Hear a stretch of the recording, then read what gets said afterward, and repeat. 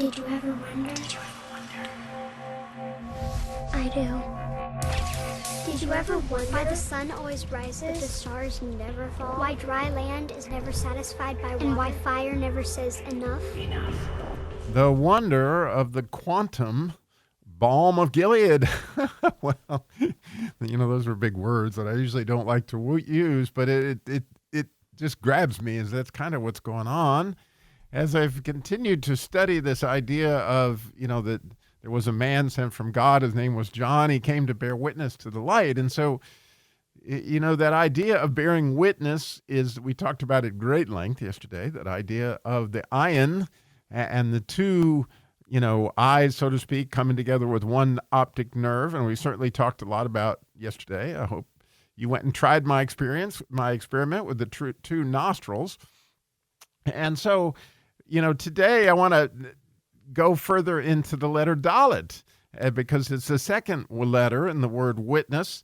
And the letter Dalet has to do with both a door and also humility. And through this door of humility is where, you have a door into the spiritual world, where you can actually look into the spiritual world and to some extent, be able to serve God, because that's the idea of loving is serving, and it's all very much connected to that fourth letter in the Hebrew alphabet, which is the letter Dalet, which King David's name is Dalet Vav Dalet, and it's almost like the servant of servants, so to speak. The way that is with $2 in it.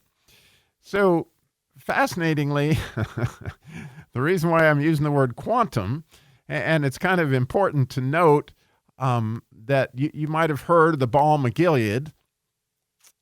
This is so, I don't want to lose anybody, but that the word Gilead is, you'll first find that word is very much connected to the idea of witness. And because in the story of Genesis, in the book of Genesis, there was a story about where Jacob left Laban and he got all upset, and he came and they had, quite a meeting. And you might remember that Laban laid up a bunch of stones, and he said he was going to heap up these stones as a witness that they'd made this agreement. And that word heap, and so they called that place Gilead, right? And so it was like a heap of witness. Well, that word heap is the same word in Hebrew as the word wave, okay? And so when it comes to quantum physics, which is where we're going with that, it's all about particles and waves, right? And energy and matter and those kind of things. But waves are how we hear. We hear through waves, sound waves. We see through light waves. And so this idea of quantum physics comes into this in a big, big way, because the idea, and I'm going to post at my website this unbelievably cool video from Dr. Quantum that explains the very famous two-slit experience, the two-slit experiment. And again, this fits right in with the idea of witness, because you see, you were talking about that these two become one to some extent, but when you see this two-slit experience, you'll see that with these two slits are opened up, that if it is a particle that goes through those slits, it leaves just two marks on the backside of this wall. But if it's a wave, you get this what's called an interference pattern. And in this interference pattern, there's a whole bunch of different lines that, again, you just have to watch that video to see what I'm talking about. But it looks like, when you put light through a prism, it splits it, and you on the wall, you'll see all these different slits of light. Well, this very much fits into the idea of this heap, this wave of witness, okay? And so to get back to the experiment I asked you all to do, and so if you did it and you got to experience that experiment, then maybe you experience what I experienced. But either way, when I explain how that fits in with the idea of both witnessing and Gilead, because again, it's a heap of witness, it's his wave. That when we're receiving a sound, we've got a wave coming in it. And we can relate to that wave in a lot of different ways, because it's leaving a lot of points of which we can relate to it.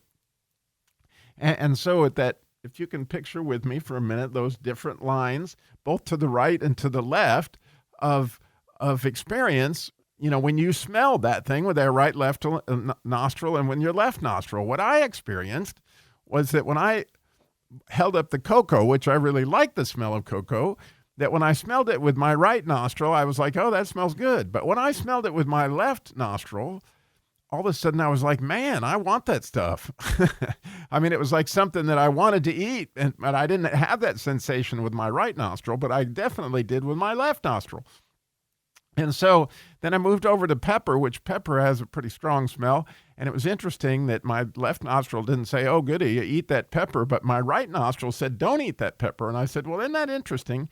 That similar to my eye, which my right eye keeps things at a distance or sees things further away, my left eye sees things nearer to me. Well, apparently my right nostril is sending stuff away that you don't want to eat, or it smells death to some extent. Death has a horrible smell to it. When something's spoiled, it's telling you don't want to eat that. And so interestingly, my right nostril seems to tell me stuff like that, where my left nostril seems to tell me things on the other side, the things that you may want. And so it's fascinating to me that you hold a sword in your right hand, right? And you hold a shield in your left hand. I'm just talking about for right-handed people for right now. That's the idea of far away and close. And so as you see this spectrum of things, you begin to see this picture that, again, when you look at that quantum wave pattern, you'll see there's things on the right and then there's on the left. But the pattern in the very middle is the thick pattern, okay? Because, that's where, the two ends of the spectrum kind of come together. Well, when you're listening to a testimony, I don't know if you've thought about that, but, here's the idea. Are you going to accept this testimony as truth based on how you relate?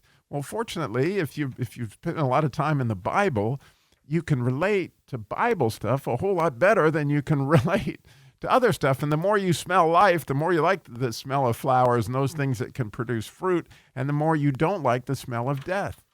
So the idea actually becomes you sort of have, when you're listening to someone's testimony, you have this sense of a spiritual smell, so to speak, where it's coming in the right spiritual nostril or the left spiritual nostril, and you're detecting whether or not that smells like something to accept or something to deny. And the same thing with hearing, that comes in as a wave. And so all these things are on some type of a spectrum so that you can take it and accept it and be fruitful by it because you relate to it, or you don't relate to it and you reject it. And so it gets back to that whole idea of John the Baptist, and as Jesus said, what did you come out in the wilderness to hear? What was it about John the Baptist? I mean, here's just this weird dude out in the wilderness wearing strange clothes and telling people, that they need to change their life. Why would anybody listen to that? Because they had somehow or another, God had lifted the veil in some people's cases, and they could tell that this man was speaking truth. And because they could tell that this man was speaking truth, when he witnessed, and again, when you think about the humility of John the Baptist, because he said, what? He must become greater, I must become lesser, or I'm not worthy to, tie his shoes, so to speak. You're seeing the humility with which John the Baptist was testifying to the light. And since he was doing that, it says that all men would come to faith by him. In other words, as we begin to see and believe, then we changes our faith and what we think about God. And so, it's an amazing thing that we all have these 5, spiritual senses, like we have 5 physical senses, and the idea of a heap, of a wave of testimony. And again, if you watch the quantum video, which I highly recommend you do, that I posted there at my podcast page, you'll get a sense of how mysterious all this is. And I certainly don't have a clue how it all works, but I just note that when we share, and when I share all the time on the radio, people relate to my stories. In other words, when I shared a few weeks ago about my dog passing away and what I went through that night, I literally got a call at 5 o'clock in the morning from a listener just wanting to share how his cat had passed away. Why? Because he completely related, and his, BS detector shut off so that he could see what I was talking about was truth, and that related to him in a way that he could see God. It was a witness to his soul that God is good. and that God is comforting us through these tragic losses that he experienced through his kitten. Again, as you continue to think about this, I can't help but think you may know my favorite book in the Bible is the Song of Solomon, and I think his right hand is under my head. You see how it's extended?